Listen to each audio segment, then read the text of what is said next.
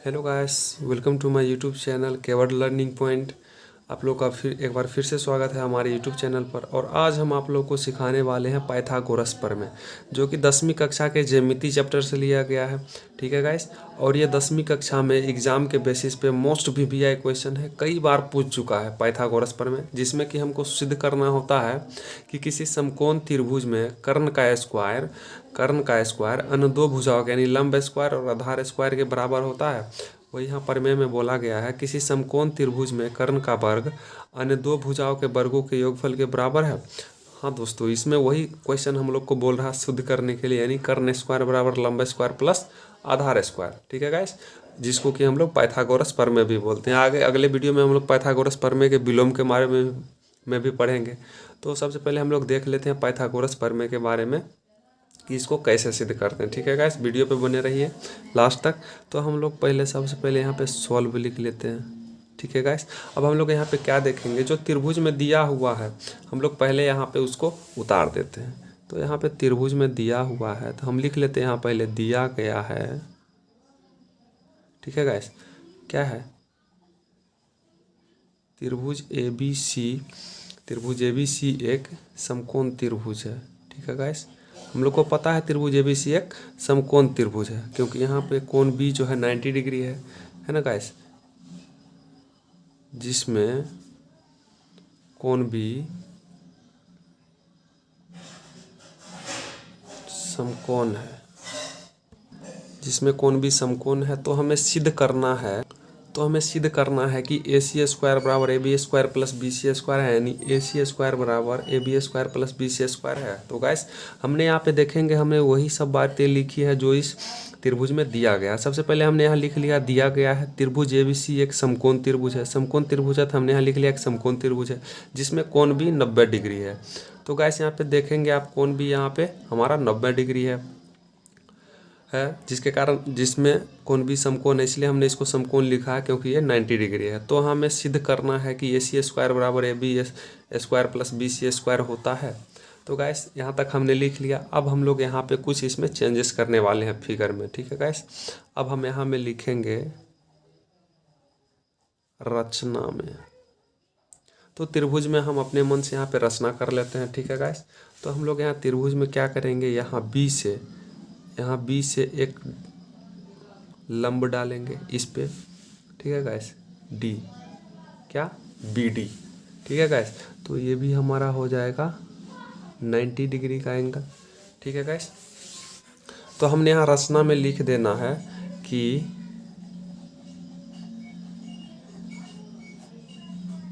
तो गैस हमने जो रचना किया हमने यहाँ पे लिख दिया है रचना में समकोण त्रिभुज एबीसी में हमने एबीसी के शीर्ष बी से कर्ण एसी पर बीडी लंब डाला, यानी कर्ण एसी से बीडी लंब डाला, यहाँ से बी से लेके डी तक लंब डाला। ठीक है गैस, अब हम लोग आगे देखते हैं।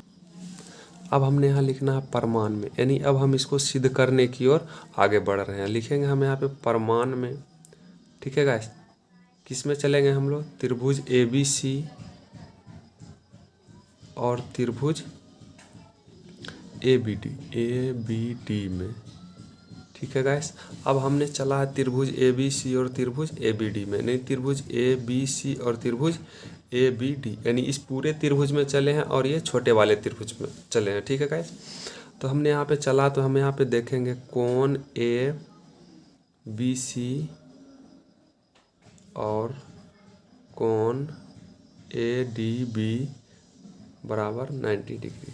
यहाँ पे कोण ए बी सी, बी इसलिए यहाँ लिखे दोस्तों, जब भी कोण को लिखेंगे ऐसे करके तो जहाँ पे कोण बनेगा उसको हम लोग बीच में रखते हैं। ठीक है गाइस, तो कोण ए बी सी यानी कोण ए बी सी ये वाला कोण ए डी बी यानी ए डी बी और ये वाला कोण।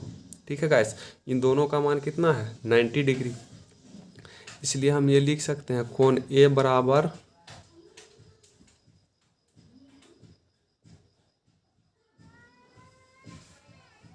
कोण ए बराबर कोण ए, ये हम यहाँ पे देखेंगे दोस्तों, एक यहाँ पे क्या है उभयनिष्ठ कोण है। ठीक है गाइस। कोण ए बराबर कोण ए हम लोग का यहाँ पे क्या है, उभयनिष्ठ कोण है, यानी कोण ए यहाँ पे इन दोनों में आ रहा है, यानी ये पूरे बड़े वाले त्रिभुज में और ये छोटे ए बी डी में दोनों में आ रहा है। तो इसलिए हम इसको क्या लिखेंगे, कोण ए बराबर कोण ए उभयनिष्ठ कोण। ठीक है दोस्तों, अब यहाँ पे हम लोग का हो जाएगा ए समरूपता से। आपने 9th क्लास में पढ़ा होगा ए समरूपता नियम से। अब हम यहाँ पे देखेंगे ए समरूपता से हमारा त्रिभुज जो हमने लिया था ए बी सी हम लोग का समरूप हो जाएगा। ये समरूप का चिन्ह है, त्रिभुज ए बी डी। ये त्रिभुज अब हम लोग का समरूप हो गया। अब हम लोग इसलिए यहाँ पे लिख सकते हैं इस भुजा को ए बी बट्टा ए डी बराबर ए सी बट्टा ए बी। ठीक है गाइस, अब हमने इसको यहाँ पे लिख लिया। अब हम इसको ऐसे लिख सकते हैं, इसलिए ए बी गुना ए बी हम लोग का क्या हो जाएगा, ए बी स्क्वायर बराबर A C Guna A D. ठीक है गाइस, हमने यहाँ पे इसको ऐसे लिख और ये हो गया हमारा समीकरण फर्स्ट। ठीक है गाइस, अब हम लोग आगे बढ़ते हैं। तो गाइस अब हमने यहाँ पे देखना है इन त्रिभुज में। अब हम लोग 2 त्रिभुज और लेके चलेंगे, त्रिभुज ए बी सी। फिर से हमने त्रिभुज ए बी सी पूरा बड़ा वाला लेके चला है, और पिछले बारी तो हमने ए बी डी लिया था, इस बारी हमने लेके चलना है बी डी सी, यानी कि त्रिभुज बी डी सी। ये वाला तो हो गया, अब हम लोग ये वाला त्रिभुज लेके चले बी डी सी में। ठीक है गाइस, अब हम लोग इसमें लेके चलते हैं। अब हम लोग इसमें देखेंगे कि हमारा कोण ए बी सी जो है बराबर है कोण बी डी सी के, यानी ये तो ये वाला कोण था। अब इस साइड वाला यानी बी डी सी, ये वाला कोण जो है ये हमारा बी डी सी, ये कोण बराबर है हमारे किसके, कोण ए बी सी के। ठीक है गाइस, और इन दोनों का मान कितना है, 90 डिग्री। ठीक है गाइस, तो यहाँ पे हम लिख सकते हैं कोण सी बराबर कोण सी, और ये दोनों हो जाएगा हमारा फिर से उभयनिष्ठ कोण। ठीक है गाइस, ये दोनों हो गया अब हमारा उभयनिष्ठ कोण। अब फिर से हम लोग देखेंगे, इसलिए ए समरूपता से हमारा क्या हो जाएगा, त्रिभुज ए समरूपता से हमारा क्या हो जाएगा, त्रिभुज जो हमने लेके चला था ए बी सी समरूप क्या हो जाएगा त्रिभुज हम लोग का बी डी सी। यहाँ तक क्लियर है गाइस। अब हम लोगों का ये दोनों त्रिभुज भी क्या हो गया, समरूप हो गया। अब हम लोग आगे देखते हैं। ठीक है गाइस, तो गाइस यहाँ पे हमारा त्रिभुज ए बी सी समरूप त्रिभुज बी डी सी हो चुका है। अब हम लोग देखेंगे यहाँ पे, इसलिए अब हम लोग यहाँ पे लिख सकते हैं बी सी बट्टा सी डी, यानी कि बी सी बट्टा सी डी, यानी ये भुजा और ये भुजा लिख दिया हमें यहाँ पे। अब क्या हो जाएगा हमारा ए सी बट्टा बी सी, यानी कि हमारा ये पूरा वाला भुजा ए सी और बट्टा बी सी। ठीक है गाइस, अब हम लोग फिर इसको जब गुना करेंगे गाइस, जब हम इसको फिर गुना करेंगे तो हमारा क्या हो जाएगा, बी सी गुना बी सी क्या हो जाएगा, बी सी स्क्वायर बराबर सी डी गुना ए सी। ठीक है गाइस, सी डी गुना ए सी, और ये हो जाएगा हम लोग का समीकरण 2। यहाँ तक क्लियर है। अब हम लोग गाइस यहाँ पे लेके चलेंगे। अब हम लोग को करना क्या है, हमने समीकरण ए लिया था, समीकरण 1 यहाँ पे गाइस समीकरण 1 और समीकरण 2 को जोड़ने पे तो हम लोग क्या करेंगे, समीकरण 1 और समीकरण 2 को यहाँ पे हम लोग जोड़ देंगे। तो सबसे पहले हमारा समीकरण 1 क्या था, तो ए बी स्क्वायर था, तो ए बी स्क्वायर प्लस ये है बी सी स्क्वायर, तो बी सी स्क्वायर हम लोग यहाँ लिख देंगे। और बाकी उधर क्या क्या बच गया हम लोग का, ए डी गुना A C plus C D गुना ए सी।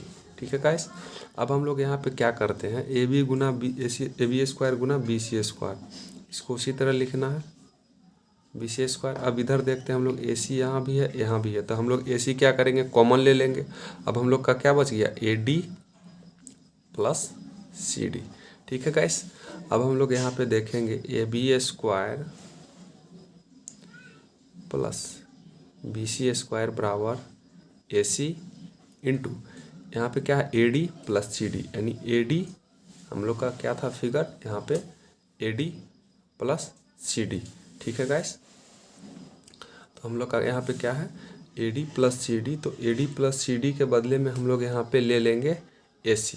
और AC हमने यहाँ पे क्या लिया, क्यों लिया है, ये भी हम यहाँ पे दर्शा देंगे, क्योंकि AD प्लस CD बराबर है AC के। ठीक है गाइस।